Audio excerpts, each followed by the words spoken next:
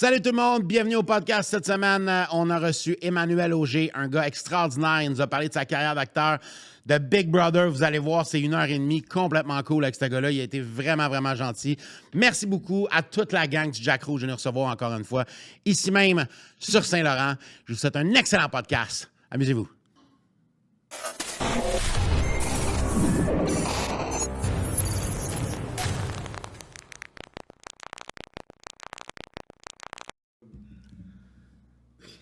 Hey, salut tout le monde, bienvenue au podcast cette semaine dans mon man cave.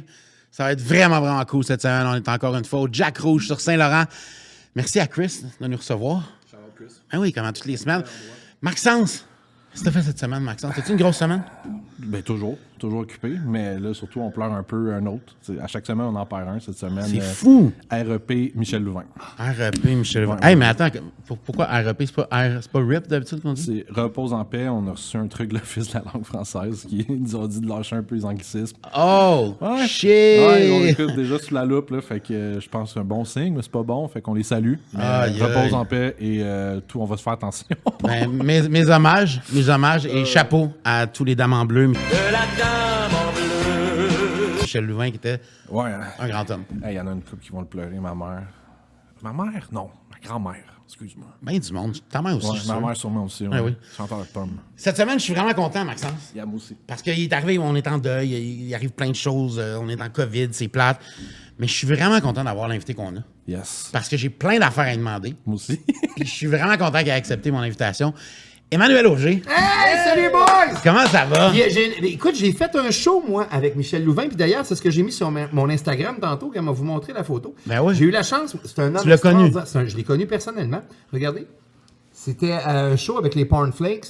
Et Michel Louvain... je me Michel rappelle Louvain d'un avec les points de Ouais, flakes. mais je me rappelle en plus d'un show mémorable où Michel Louvain a chanté Back in Black avec Éric Wow. Lapointe. Tu me niaises. Wow! C'était malade dans la tête. Fait qu'imaginez-vous, c'était un duo improbable qui a donné un spectacle. Mais c'était un peu ça les points flakes. Je pense que à la base, c'était des choix J'ai improbables. entendu des Michel duos, Richard chanter Crazy Train. Tu sais, je veux dire, tu t'attends pas à ça. wow. C'est ce qui était magique. Et ce show-là, on avait fait ça à Énergie.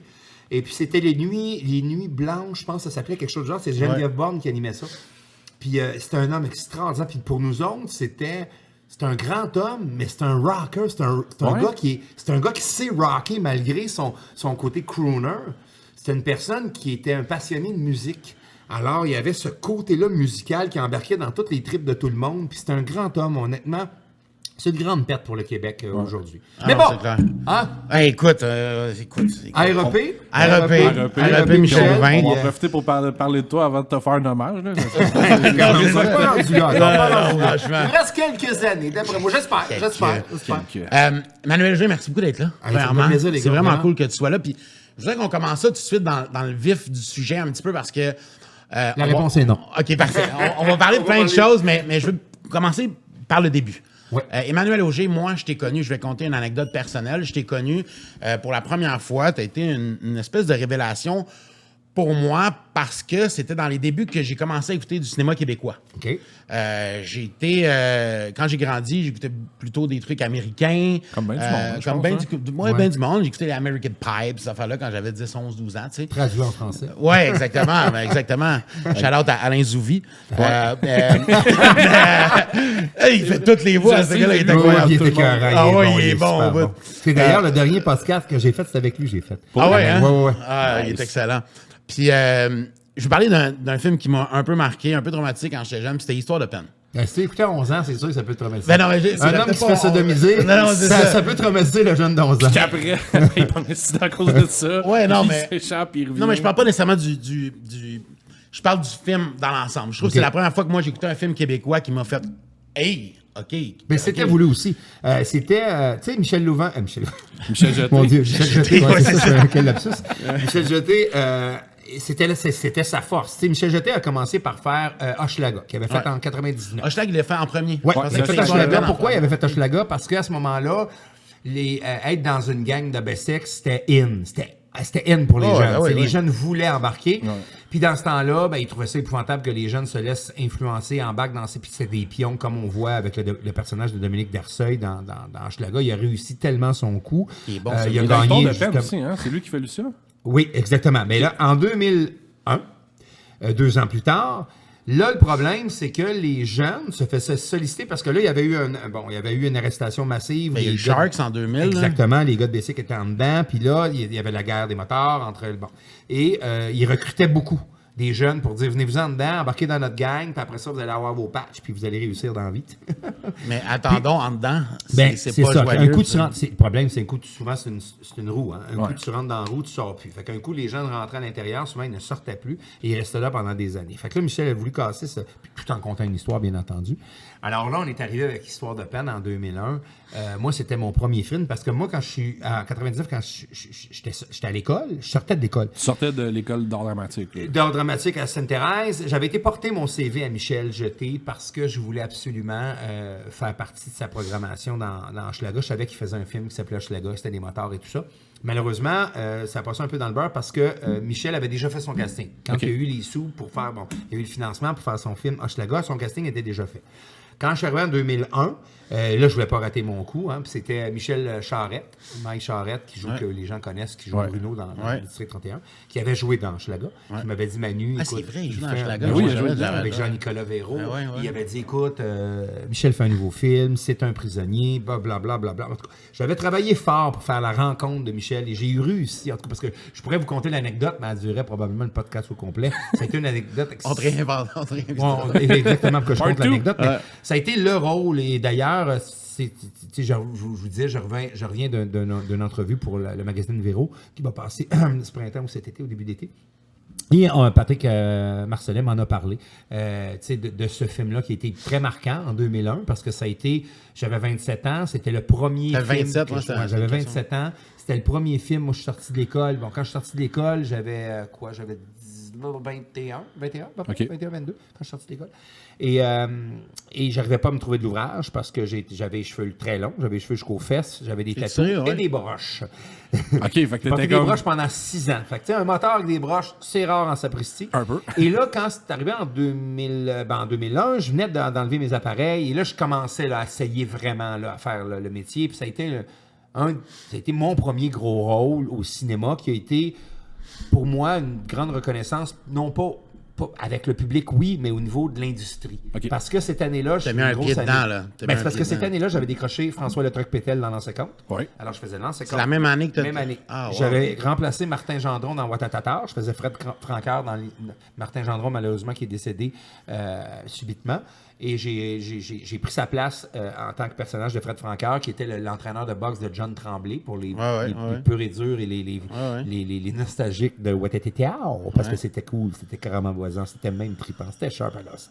Fait que... Et alors, j'avais décroché L'Ancien Compte, Histoire de peine et Ouattatatar. la même année? Dans la même année. Wow. Fait que ça a été pour moi une grosse année, puis une grosse année de reconnaissance parce que, comme je vous disais, l'industrie m'avait connu dans l'Histoire de peine, vraiment. Le public, c'était dans l'Ancien Compte, parce que l'Ancien Compte, c'était fort, c'était gros. Puis, au public général, ben Ouattatatar, tu ne peux pas passer à côté. là. C'était tellement une belle... Tu touchais vraiment toutes les sortes d'âges, toutes les Exactement. tranches Je suis d'âge. également toutes les sortes d'âges. Ouattatatar, pas Ouattatatar, mais Histoire de peine, a été un film qui a marqué une certaine génération. Puis ce que tu dis là, ça me touche encore beaucoup parce que je m'en fais 20 ans plus tard. Ça va faire 20 ans qu'on l'a tourné. On m'en parle encore quotidiennement. Là. Des gens qui m'ont dit autant que ça les a marqués parce que Michel tenait absolument à faire un film choc. C'est pas glorifiant. Hein? C'était important pour lui. Ouais. C'était important pour lui de faire comprendre que va pas en tôle. C'est pas c'est pas cool d'aller en prison. Là. Puis c'est sûr que pour faire pour que ces jeunes-là puissent comprendre l'image ou le message que Michel voulait que ça soit dur véhiculer, un peu, là. ça prenait cette scène-là, qui est la scène que tout le monde me parle C'est encore sûr, aujourd'hui, c'est sûr. qui est la scène du viol. Et, Moi, je l'ai réécouté hier, là. Avant Ok. hier. Pour de vrai? Ouais, le film. Ben, les deux en même temps sans s'appeler. Ma blonde Ok. connaissait pas le film. Pour de J'ai vrai? dit... On s'est texté, En puis les famille, deux... ça a été écœurant. Oh, ouais, Non, je sais. on s'est texté, puis j'ai dit, il dit, qu'est-ce que tu fais à soir? J'ai dit, tu sais, on reçoit Manu, tu sais, on va regarder un peu, tu sais, cette semaine, on va se remettre dans le bain de ce qu'il a fait. Fait que cette semaine, j'ai écrit, moi, j'écoute Histoire de peine à soir, je dis, je suis en train de l'écouter. Je sais. Pour de vrai? Ouais, les deux, on est en train d'écouter en même Moi, je temps savais avec à nos quoi blondes. m'attendre, tu sais. OK. Ma blonde savait pas à quoi ça attendre. Ouais. OK, là. Fait que, tu sais, à peu près, je pense, une demi-heure dans le film, elle a compris le ton tout de suite. Elle a dit, OK, c'est viscéral. Je suis comme, oh, ouais, ça va. Très viscéral. J'ai dit, ça va pas. Y a-tu une Mais rédemption? vous savez Je suis que comme, pas tant que ça. c'est une histoire vécue. Inspiré de quelqu'un? C'est ça. Toutes les situations ont été vécues. Par contre, c'est Léo Lévesque qui a écrit le film avec Michel Jeté. Les situations ne sont pas arrivées à Léo Lévesque lui-même. OK. Pas parce que ça serait épouvantable que toutes ces situations-là soient Mais arrivées c'est déjà une arrivé et à même quelqu'un. personne. Mais tout ce que tu vois, les situations, c'est toutes des situations qu'il a vécues personnellement où il a été témoin. Alors, tous les personnages, qu'on parle de Tarzan qui a vraiment existé, qu'on parle du petit Bob qui a existé, Lucia. de Lucia, qui était vraiment une drag queen, qui était jadis, puis c'était pas très populaire. Les drag queens dans ce temps-là, c'était pas... Non. C'était assez marginal. Et puis... fait que c'est ça qui inspirait beaucoup le personnage fantôme qui était interprété de façon de Dion. maître par Paul. Cette année-là, je me rappelle en 2002, quand le film est sorti, je ne comprenais pas pourquoi Paul avait, non pas gagné, mais pas été mis en nomination. Jadis, ça s'appelait les Les Métro Stars? Non, C'était les Jutras. Les Métro Stars, ça Et a fait- il était... pour moi, c'est une des plus belles performances d'acteur de l'histoire du cinéma. Là. Il avait fait une performance extraordinaire. Mais pour jouer ce prisonnier-là, as-tu fallu, parce que le film est crédible, moi je trouve qu'il est super crédible, il est dans son temps en plus, parce qu'il a fallu que tu ailles en prison Non, pour c'est voir drôle comment parce que c'est ça, fait. Dino Tu sais, Clavet m'avait dit ça, il m'a dit, je comprends pas pourquoi. Fais un petit larcin, là, va faire un petit vol de dépanneur, on va aller passer Non, une mais semaine. pas tant, mais il a fallu que tu ailles à Bordeaux visiter le pen pour te mettre dans l'ambiance, pour rencontrer des prisonniers, pour savoir comment ça se passait, pour te Non, mettre dans le personnage. ça c'est drôle, c'est une belle question que vous me posez, les gars, mais non, parce que je voulais pas non plus me laisser influencer. Veux pas, en tant qu'être humain, on est toujours influencé par ce qu'on voit, parce qu'on... Ben oui. Fait que je voulais pas me laisser influencer, je voulais être le plus authentique possible. Ça soit Fait ton que rôle. la seule chose que j'avais regardée, et ça, c'était un documentaire qui avait passé à... Je pense que c'était la facture, ou peut-être pas la facture, mais découverte. En tout cas, je me rappelle pas. C'était à Radio-Canada, si je me rappelle. C'était un documentaire sur les gardiens de prison. Et on avait... le documentaire portait sur Colas Plamondon, qui était un détenu notoire de l'histoire de la détention au Québec. Et pour moi, j'avais écouté ce reportage-là pour me laisser inspirer un peu, parce qu'il n'y avait pas de... je ne vais pas écouter un film de prisonnier pour me laisser influencer sur la performance du gars, whatever, mais je voulais savoir un peu. Fait que je m'étais beaucoup renseigné sur des gardiens que je connaissais. J'avais quelques contacts de gardiens de prison qui m'expliquaient un peu. Des détenus, je n'en avais pas beaucoup dans mon entourage, mais il y avait Léo, qui pouvait m'inspirer aussi, qui était l'auteur, qui avait quand même passé plusieurs années. Quand je dis plusieurs, c'est plusieurs années en dedans. Et j'avais écouté ce documentaire-là qui m'avait beaucoup, beaucoup inspiré. Puis j'avais écouté à 2-3 reprises là, pour voir un peu comment ils vivaient à l'intérieur. Parce que c'est une micro-société. Hein. L'intérieur des murs, c'est surtout quand tu pognes... C'est un autre monde, 10 ans, on dirait, 15 ans, c'est complètement un autre monde. C'est la loi de la jungle. Hein. C'est vraiment une loi de la jungle. Fait que c'est le lion qui est là, qui prédomine, qui contrôle son territoire. Puis les autres, ben, c'est des proies. Hein. Fait que quand tu es en dedans, tu ne veux pas être la proie. Puis ça a été, c'est ça pour moi, un film qui a... Je ne l'oublierai jamais de ma vie. De un, le respect que j'ai envers Michel Jeté qui m'a donné l'opportunité parce que, sans nommer, sans faire du name dropping, c'est sûr que le distributeur puis les producteurs dans le temps voulaient peut-être pas un petit nouveau qu'on connaissait pas. Ils voulaient plus des Patrick Huard de ce monde. Fait que Michel avait poussé pour moi. Pour que ce soit moi. C'était bien important. J'avais passé l'audition pour lui. Je méritais ce rôle-là.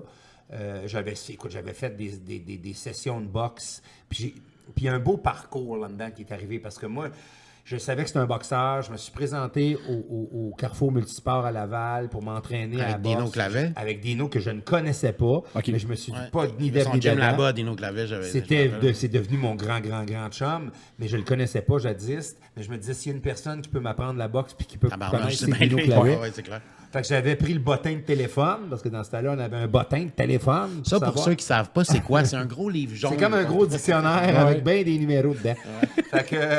je me suis présenté là-bas. Dino m'a pris sous son aile sans savoir que j'étais pour obtenir le rôle. Je me rappelle, je m'entraînais avec lui, puis il me parlait du film de Michel Jeté, Et Toi, tu ne disais pas, c'est moi qui vais jouer dedans? non, ou... pas en tout, mais j'espérais. Mais à un moment donné, oui, on s'est mis à s'en parler les deux en disant, écoute, j'ai dit, moi, je suis ici pour ça. J'ai rencontré Michel Jeté un soir où je suis allé m'entraîner tout bonnement. J'ai décidé cette soirée-là de prendre mon sac, d'aller m'entraîner. C'est là que j'ai rencontré Michel pour la première fois. Michel, en me regardant, dès la première fois qu'il m'avait vu m'entraîner, j'étais sur le speedball, puis il avait dit à Dino que j'étais le casting parfait pour son personnage. Parce que t'étais capable de le faire bouger, là, tu sais. C'était là que Dino lui a dit, c'est un acteur, c'est un comédien. Puis Dino me dit, il en avait parlé, il avait parlé de moi, Michel Jeté, mais Michel s'en souvenait pas parce que Michel était vraiment dans sa bulle de trouver ses personnages, puis d'être capable. Puis surtout ton personnage principal dans un film, c'est bien important. Fait que écoute, il y a une nouvelle histoire entourant ça. Puis ça a été le début d'une très belle aventure qui dure depuis les 20 dernières années. Parce que tu as fait d'autres films. Oui, j'en ai fait d'autres avec Michel. J'ai fait. Tu sais, si on me demande, c'est sûr, parce que Histoire de peine a été de son temps, mais Bum Rush, Michel a été excessivement audacieux. Je veux dire, si on parle de 2011, Bum Rush, où Michel a engagé gratuitement parce qu'on avait des parts sur le film, mais personne n'était payé dans ce film-là parce qu'on le faisait pour le cœur. C'est ça, j'avais déjà entendu ça quelque part. Ouais, c'était vraiment un trip de gang. Ouais, un trip de gang, c'était des vrais gars de gang de rue, des vrais Italiens, des vrais motards. Tu sais, il était audacieux. Là, il a joué sa corde. Vraiment, là, living on the edge, il était sa ligne tout le temps. Là. Puis il aurait pu se péter à la gueule, ça aurait pu pas marcher, mais ça a fonctionné ce film-là. Malheureusement, ça n'a pas connu le succès désiré parce qu'on a eu un embargo. Les gens de l'industrie ont eu peur de Michel et de la façon que Michel embarquait dans son c'était la première fois qu'on voyait au Québec où le producteur donnait des parts aux acteurs. On était propriétaire de ce film-là à part entière. Si le film avait connu un certain succès, les gens auraient fait beaucoup de sous. Ben, pas beaucoup, mais on aurait fait quand même un peu de sous. Plus que comme acteur, disons. Ben, peut-être, plus que ton salaire d'acteur. Puis c'était intéressant aussi, c'est juste de voir l'audace que Michel a eu d'aller fouiller dans un... Pour moi, c'est un des plus beaux personnages que j'ai eu la chance de faire, le Kid. C'était une aventure extraordinaire, Bum Rush. J'ai eu à 18 ans, comme premier emploi, j'étais animateur dans un bar de danseuses en région, à Berthierville, pour les nommer. C'est là que j'ai commencé. C'est la première fois que j'ai pris un micro dans mes mains, puis j'ai commencé, puis ça s'ensuit plein d'aventures avec un micro. C'est la première fois que j'avais un micro dans ma bouche. Non, mais devant ma bouche. T'as vraiment commencé là. Ça aurait été, c'est quoi ce bar-là? Ça, c'est des affaires que je ne veux pas parler. Okay? Non, pour vrai, c'est la première fois que j'ai eu un micro entre les mains, disons ça. Fait que je connais un peu l'univers des bars de danseuses. Quand vous avez tourné ça, puis quand ça a sorti, c'était en 2011, hein? Ouais. C'est ça. Tu vois, je venais de sortir de ce monde-là, d'avoir travaillé là. Je me reconnaissais au bout dans ce film-là. Ça avait été tourné au Kingdom, ça. C'était au Kingdom Gentleman Club, qui appartient à Pat Lemaire, qui joue le personnage de Papy. Qui joue le proprio, c'est ça? Qui joue Papy là-dedans. Son propre rôle. D'ailleurs, son propre rôle. Et le surnom lui a resté. Tout le monde l'appelle Papy. Et maintenant, c'est son surnom. Hein? Ça y va tellement bien. Puis, oui, effectivement. Puis tout l'univers fait partie aussi de l'univers du Kingdom. Beaucoup des histoires de ce film-là ont été inspirées de la vie de Papy. Mais tu sais, je veux dire, ce film-là, même Bum Rush a été, on a retardé la sortie parce que malheureusement, il est arrivé un drame quelques semaines avant. Je m'enlignais là. C'est Bad News Brown qui s'est fait assassiner, qui était un des acteurs du film. Puis qui était un acteur incroyable. C'était un authentique, c'était un vrai. Il a amené au film, ce gars-là, une énergie, puis il a amené une vibe qui est indescriptible. Puis c'était un musicien, pour les gens qui ne connaissaient pas, aller taper Bad News harmonica. C'était un harmoniciste extraordinaire. Mais c'était aussi un bel être humain. C'est un homme qui m'a beaucoup appris aussi dans son milieu, à lui, parce que ça ne faisait pas partie de mon milieu à moi. Puis ça avait été un drame, ça avait été très dur pour tout le monde d'apprendre cette mort-là, puis d'autant plus pour ses proches, parce que pour ceux qui n'ont jamais vu le film, ben, c'est qu'il a subi la même médecine qu'il subit dans le film. Fait que ça a été traverse l'écran. Dans le film, son personnage se fait assassiner. Il se fait assassiner. Quelques semaines après. Je me rappelle de sa conjointe qui avait tellement trouvé ça difficile de pouvoir vivre. Mais voir le film, mais en même temps, pour elle, c'était lui rendre hommage d'aller voir ça parce qu'il a fait un travail extraordinaire. Il n'y a personne qui aurait pu jouer comme lui l'a joué. Il était il était vrai, il était authentique. Tu croyais. Tu sais, même à un moment donné, je me rappelle qu'il m'avait dit « Hey, buddy, il dit, je te regarde, puis tu fronces pas, t'as peur de rien dans tes yeux. J'ai dit, ben, tu sais, bad news, de un, je suis comédien, ça fait partie de mon métier. Puis de deux, vous parlez en créole et en anglais, puis je comprends même pas l'anglais. Fait que je comprends absolument pas les insultes que vous me donnez. Je pense que je joue un rôle de comédien, c'est juste que je comprends pas Je glisse sur le dos, là, comme sur le dos d'un canard, parce que je comprends rien, buddy.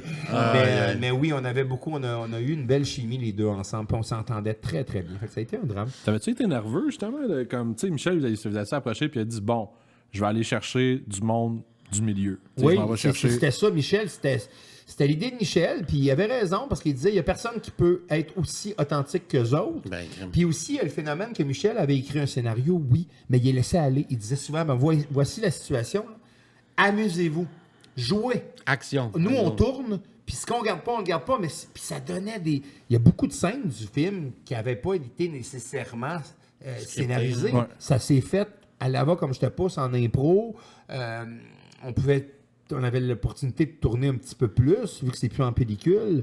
Ça nous donne l'opportunité, ça coûte moins cher, ça te donne l'opportunité de tourner un petit peu plus. Puis, fait que, il a fait quelque chose d'extra. Et Georges, c'est le directeur photo, il a fait un travail vraiment magnifique. Ça, c'est un des films que je suis plus fier. Puis aussi, ben, ça m'a donné une qui n'a pas certaine... été reconnu à sa... Pas du tout. Non, ça a juste valeur. valeur. Mais à l'extérieur, oui, nul n'est prophète dans son pays. Tu sais, moi, j'ai gagné au Maverick Movie Award. Ça prouve que je parle pas anglais. Mais j'ai gagné le meilleur acteur pour Avec le film celui-là? Bum Rush. Puis j'ai été le premier Québécois à gagner, d'ailleurs le seul, je pense, depuis que le festival existe, à Félicitations. gagner le meilleur acteur en 2011. Pour ma performance dans Bum Rush. Puis j'étais en nomination au pas MTV, c'est le Maverick, puis l'autre, c'est genre que j'ai un blanc. Il y a ces deux gros festivals à Los Angeles pour les films indépendants. Ouais. Puis Michel a été reconnu pour le travail extraordinaire qu'il fait. Fait que Mais c'est comme un style, on dirait qu'on a au Québec. Tu sais, comme on a des comédies fine, mais je pense qu'on est reconnu parce que nos films ils punch. C'est hard. Écoute, on a du talent au Québec. Depuis des décennies. C'est fou. D'ailleurs, tu sais. regarde, si on prend certains réalisateurs qui maintenant sont sollicités À l'international. en international, tu sais, je veux dire... Denis Villeneuve avec Incendie. Ben oui, Jean-Marc Vallée, il y a Xavier Ken Dolan. Scott, il y a On est Xavier très, Dolan. très fort dans le cinéma d'auteur, finalement. Oui, Plus que dans le gros mainstream, c'est développé début 2000, mi-2000. On a vu tu sais, des trucs plus style production hollywoodienne à l'américaine.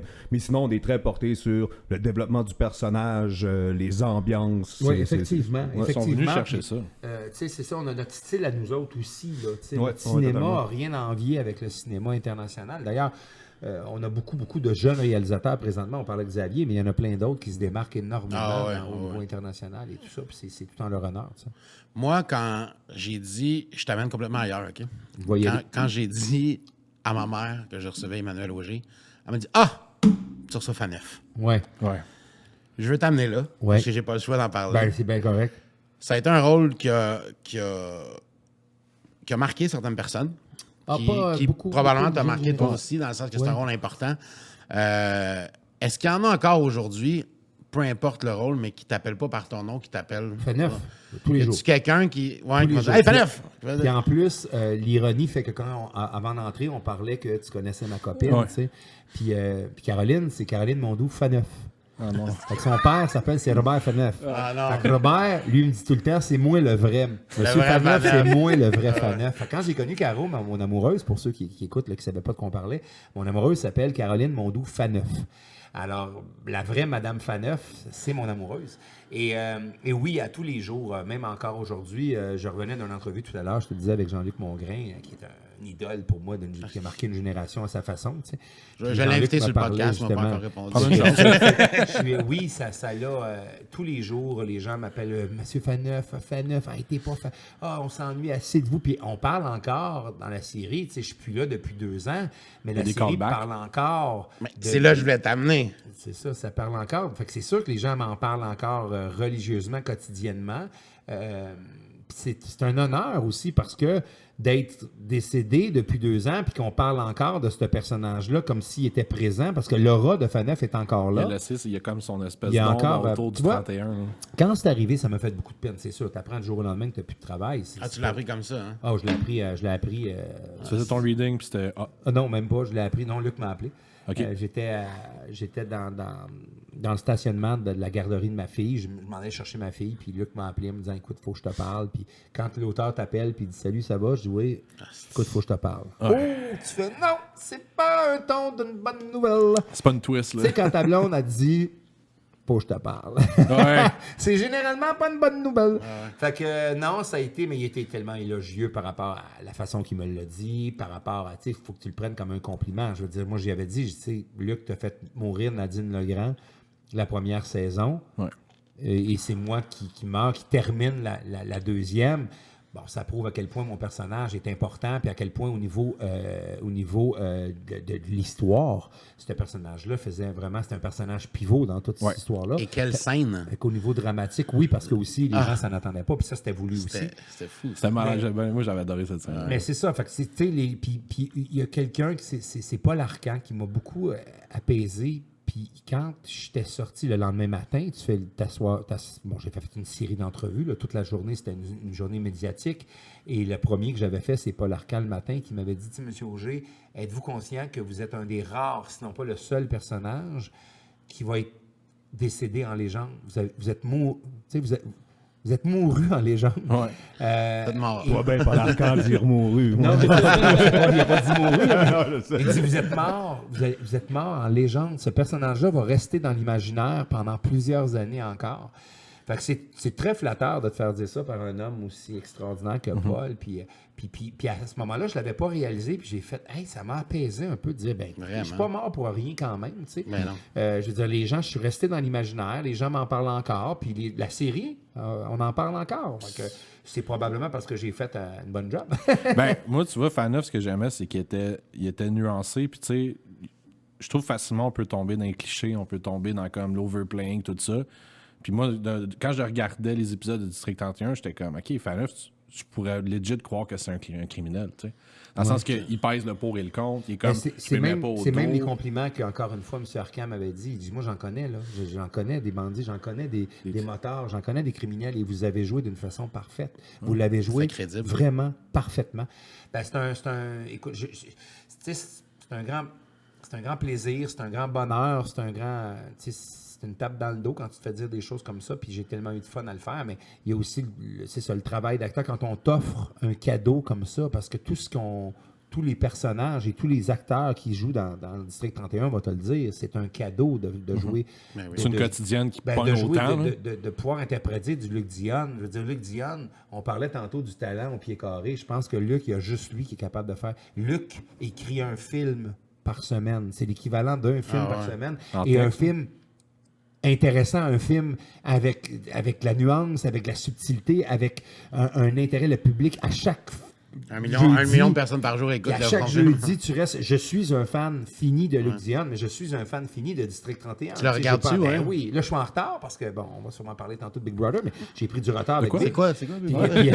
Mais je veux dire, avec ça, j'ai pris du retard, tout ça, fait que j'ai eu de la misère à le rattraper, mais je suis un fan, je veux dire, du Luc, c'est unique comme auteur. C'est, moi, je pense, le seul, puis même à travers, pas sûr, tu sais, je vais lui lancer des fleurs, mais je pense qu'à travers le monde, il n'y a pas grand monde qui serait capable de faire ce que Luc Dionne fait, d'écrire une demi-heure, quatre demi-heures par semaine et de garder l'intérêt du téléspectateur comme ça depuis 5, ça va faire 4 ans. Là, 5 ans. 5 ans. Au moins 5 ans, ouais. Fait que 5 saisons comme ça à garder le public. Puis on a eu toutes les menaces là, quand il a tué Nadine Legrand. Mon Dieu, le monde a dit moi c'est terminé, j'arrête de l'écouter. Ouais. Oh, l'année suivante, on avait encore plus de codes d'écoute. Ouais. On a eu la même chose. Beaucoup de gens avaient écrit dans les gens sont impliqués en disant Faneuf est plus là, moi ça m'intéresse plus. C'était le seul qui emmenait quelque chose dans le... Ben, il était là encore la 3e saison, puis les gens sont au rendez-vous parce que Luc a ce don-là d'accrocher les gens et de faire que tu ne peux plus décrocher de cette série-là. Tu sais qu'il y a des pages sur Facebook de fans de District 31, il y a des groupes qui ont lancé, on en parlait tantôt, qui ont lancé des théories. Faneuf est pas mort. Que Faneuf serait pas Il serait mort. peut-être pas mort. Et Écoute, que, j'en ai t'en as-tu entendu parler? Ben, il serait peut-être sur la même île que Elvis Elvis, Presley, ouais, Marilyn c'est ça. Monroe, puis le bras gauche Mais drummer qu'est-ce que tu de penses de Def ça, Leppard, là, En train de donner ça un peu. C'est écoute, Faneuf qui gère ça. Là. tu sais, je veux dire, un auteur peut décider de faire ce qu'il veut. Demain matin, Luc pourrait me faire venir pour toutes sortes de raisons. Tu sais, je veux penses-tu dire, que ça se peut? Les gens... Je pense pas au niveau de l'émission, honnêtement. Si tu me demandes, aurait pas de honnêtement, sens. ça n'aurait pas de sens. Puis je pense qu'aux États-Unis, il l'aurait peut-être fait parce qu'aux États-Unis, What a twist. À chaque c'est fois, des des comme, twists, oh je veux boy. dire, je veux dire, c'est ça, t'envoies une couple, là, tu fais, ouais, mais il me semble que c'était arrangé avec le gars des vues. Mais il pourrait, oui, effectivement. Tu sais, le gars, finalement, il n'est pas vraiment mort. Il est pas, tu sais, on pourrait aller n'importe où. Je veux dire, un auteur peut décider. J'avais entendu la théorie qu'il y a un frère jumeau, tu sais, qui n'était pas tout seul, que justement, il y avait quelqu'un d'autre à sa place dans le fourgon. C'est correct aussi. Le monde veut parler. Puis c'est ça qui fait qu'il y a un intérêt avec la série parce que les gens, tu sais, si les gens sont fâchés, ben c'est parce que tu les as accrochés. Puis c'est parce Exact. que, tu sais, fait que c'est correct aussi. Puis je pense que moi, je lis pas beaucoup, honnêtement, sur les réseaux sociaux. Puis tu sais, je vais pas voir les vlogs, puis les ci, puis les ça. Mais j'en ai entendu beaucoup de gens qui me parlaient de ça en me disant, écoute, il paraît que, puis il paraît qu'il paraît. Puis Nadine, tu sais, j'ai entendu aussi. Nadine aussi, c'est ça. Ben, je me rappelle d'une chose. J'avais lu à un moment donné, je pense que c'est un journaliste qui avait écrit quelque chose de bien. Puis je me rappelle plus c'est qui. En tout cas, mais c'était un journaliste, ça, je me rappelle. J'avais lu dans le journal que lui, en tant que fan de District, il avait dit, moi, je parle en tant que fan. Là, je suis pas journaliste, ça. C'est pas le journaliste, c'est le fan qui écrit. Puis il avait dit, moi, il avait demandé à Luc Dionne, il dit, j'aimerais ça voir le genre, un peu comme le Roi Lion, où il y a eu le 1,5, là, Ouais. entre le premier et le 2, ce qui s'est passé. Ouais. Puis il avait écrit ça, il dit, moi, j'aimerais ça voir, parce qu'on a appris, bon, que le père de Nadine Legrand, c'est un policier qui était le chum à Daniel Chiasson, qui est joué par Gildor. Il y a beaucoup de gens là-dedans qui disent que les services secrets étaient avec Faneuf, qui étaient peut-être aussi avec... Alors, de voir le lien entre tout ça, là, c'est quoi le lien? Une espèce de spin-off. Là, Ben, il y a le- du stock, tu sais, qu'il y a C'est tellement, sûr il y a qu'il tellement pourrait. de matière que tu fais comme, hey, on peut faire, ben, justement, un spin-off, tu sais, on peut faire une série puis développer sur ça. Parce tu que sais. dans l'histoire, on sait que bon, Daniel Chasson était des services secrets, Faneuf était avec les services secrets. Est-ce qu'il y a un jour plus jeunes se sont rencontrés. ils se sont rencontrés? Est-ce qu'ils ont fait des choses ensemble que Daniel... Parce qu'on le sait que le personnage de Gildor Roy, qui est Daniel Chiasson, il y a des squelettes dans le placard, on le voit, là, tu sais, je veux dire, on le sait, là, on ne sait pas tous ces squelettes, mais on le sait qu'il y en a beaucoup. Alors, écoute, c'est la magie de l'auteur, c'est lui qui va décider, il peut revenir en arrière, il peut reculer, il peut avancer, il peut faire ce qu'il veut, c'est vraiment, ça y appartient, puis c'est la grande, grande force de l'écriture. En tout cas, moi, je peux te le dire, on s'ennuie de Faneuf. Ben merci. J'ai adoré ce Ma rôle-là. comptable aussi a fait dire qu'elle s'ennuie de Faneuf. Emmanuel Augier, on va prendre une petite pause. On va aller voir la capsule de JP d'Underling cette semaine et on revient dans quelques instants. On a d'autres sujets à parler avec toi. Ça sera pas long.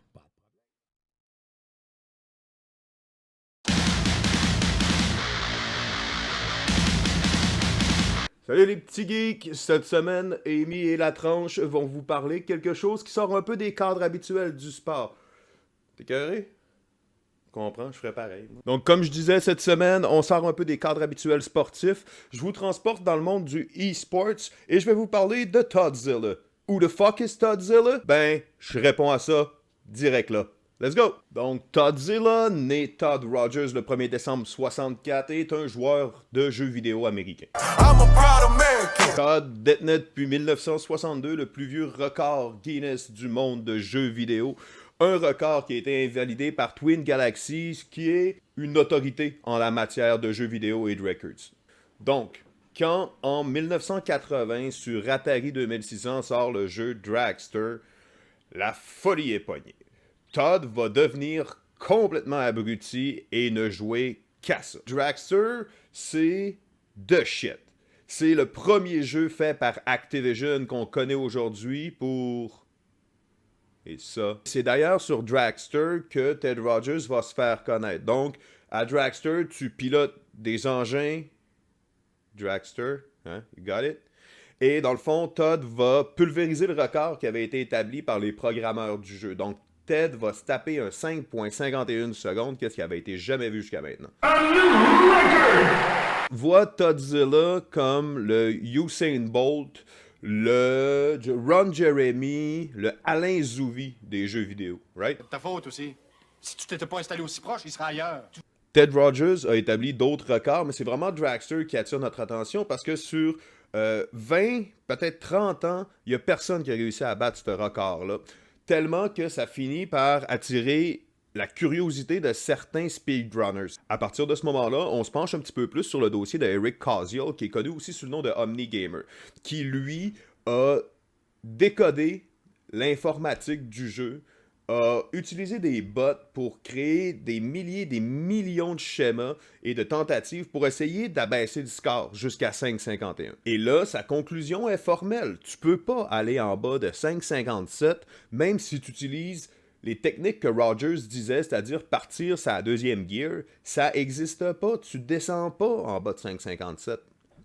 Donc, il va devenir le deuxième joueur le plus rapide de Dragster au monde en faisant un score de 5,61, mais qui est encore à des années-lumière de 5,51. Et c'est de là que le palmarès de records de Todd Rogers va être inspecté à la loupe, parce que ça soulève des questions. Par contre, il faut aussi souligner que du monde comme Apollo Legend, qui est un vidéaste reconnu, dit que Todd Rogers est quand même 15-20 fois meilleur que n'importe qui dans des jeux comme Galaga ou Donkey Kong.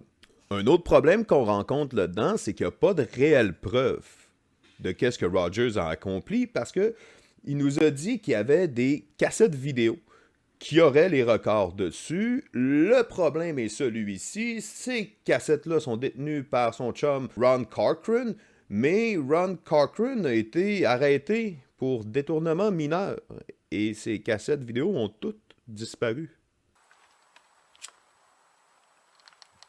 Donc, est-ce que Ted Rogers a menti? Ben, selon Crane, qui est le dirigeant d'Activision, Todd Rogers s'est conformé à ce qu'on lui demandait dans le temps, c'est-à-dire une simple photo Polaroid qu'on envoyait. Et par la suite, après quelques semaines, Twin Galaxies les détruisait, histoire de pas trop en empiler sur le bureau.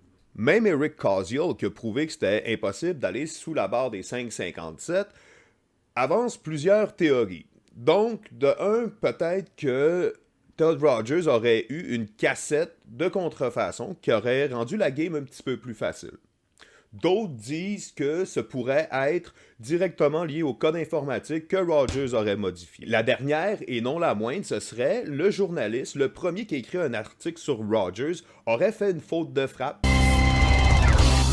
à 5,51 au lieu de 5,57, et par la suite, Todd Rogers se serait approprié ce score-là, et du même coup, serait devenu le roi des jeux vidéo. I have a number of nicknames. One of them is Toddzilla. Another one is the King of Video Games, or Mr. Activision. Et là, si je fais un petit aparté pour votre bien puis pour votre connaissance générale, je vous suggère vraiment fortement d'aller voir King of Kong, un documentaire qui est sorti en 2007 sur d'autres stars du jeu vidéo, dans le fond de où ça part de la console en passant par les arcade games. Extraordinaire docu. Vous allez adorer, j'en suis 100% sûr. Donc, qu'est-ce qui en devient de Todd Rogers? Ben écoutez, il a toujours sa moustache de pornstar hallucinante. On trouve pas grand-chose sur lui sur le web. Peut-être sinon, il y a quelques années, un mini-docu sur lui, mais qui parlait davantage de sa femme qui est morte et blablabla. Est-ce que Toddzilla a réellement triché? J'en sais foutrement rien. Je sais que ça pavé la voie à tout ce qu'on voit aujourd'hui à des jeux broke comme Warzone. Avec tout ce qu'il y a de striker pack, de wall hack, de bullshit de même, les cheaters, je vous haïs. Salut!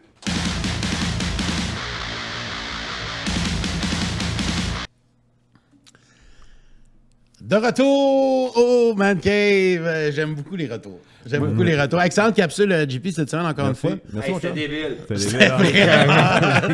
C'était vraiment hot. Maxence, es-tu un fan de télé-réalité, toi? Yes, sir. VJ Recherché a été ma première. Tu le sais, je suis genre ton plus gros fan. Puis là, j'en aime avec toi maintenant. God! C'est là que j'ai inséré un clip. Hein, Ouais, non, mais. Salut, je m'appelle Olivier, j'ai 24 ans, je veux faire partie de l'aventure. Tu mettras cette vidéo.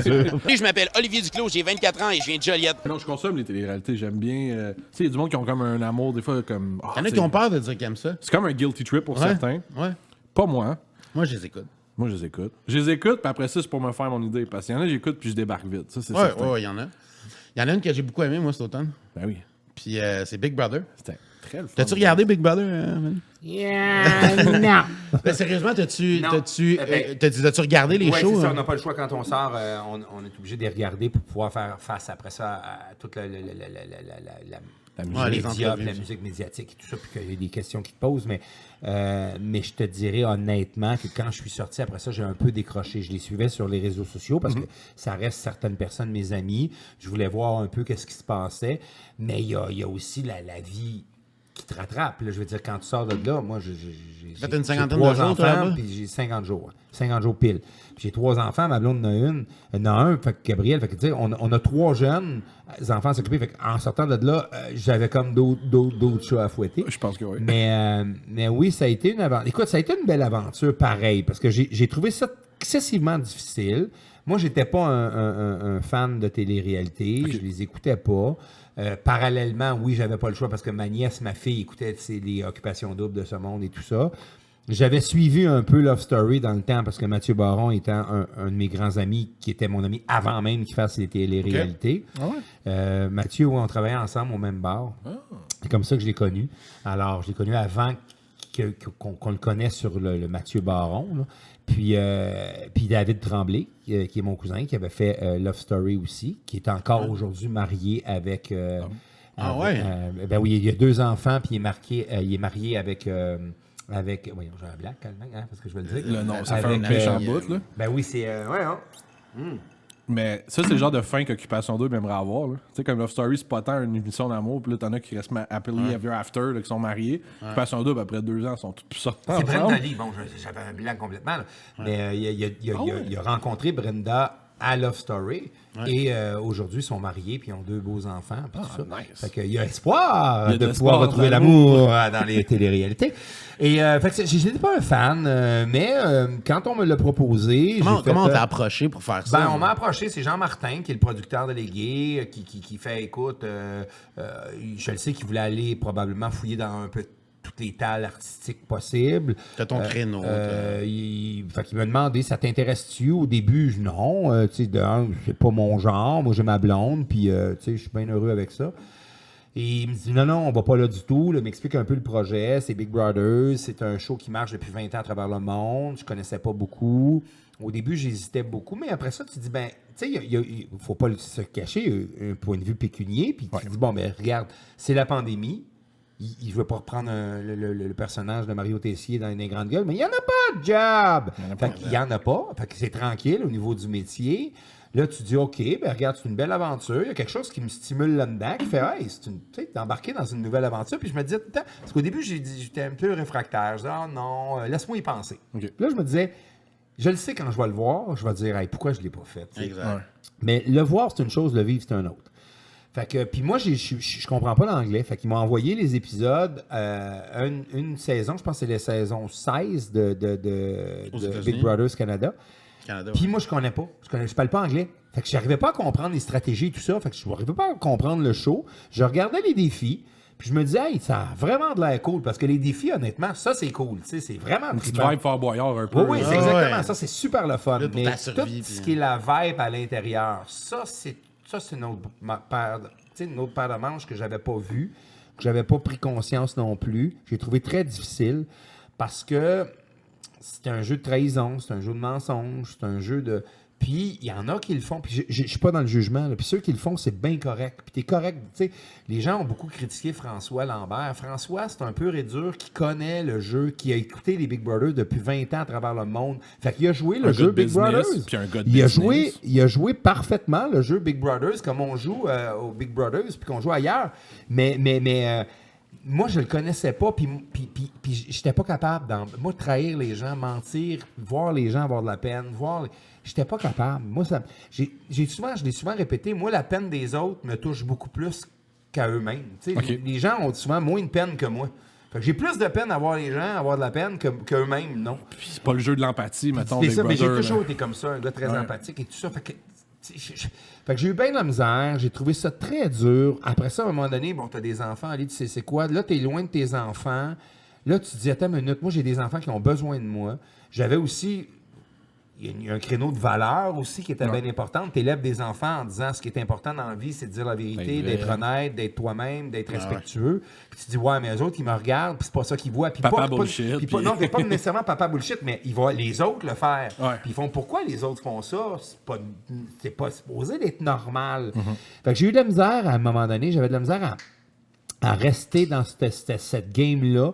Puis j'étais malheureux, là, l'ennui arrive, tu t'ennuies de ta famille, de ton amoureuse, de tes enfants, tu dis est-ce que je suis à la bonne place? J'ai toujours dit que le rôle le plus important dans ma vie, c'est d'être un papa, un père de famille, puis un beau-père. C'est ça qui est le rôle de ma vie, puis c'est ça que je dois interpréter. Puis là, j'étais loin, puis il y avait on était tous prend une ampleur épouvantable dans la maison. Fait que là, t'avais les suppositions des « il paraît que dehors, c'est de même », puis il paraît que... Pourtant, parce que c'est ça, je veux bien que le monde comprenne que quand t'es enfermé là-bas pendant 50 jours, t'es enfermé pendant 50 jours. Aucun contact. À un moment donné, t'es as vu sortir là, dans un épisode, ils sont allés sur le bord de la rivière. Bon, là, mais ça, c'est plus tard, beaucoup plus tard. Mais ça, c'est un privilège qu'ils ont eu, un gros privilège qu'ils ont eu. Parce que t'as aucun contact. Là. Aucun contact avec personne. On ne voit personne, on ne voit aucun technicien.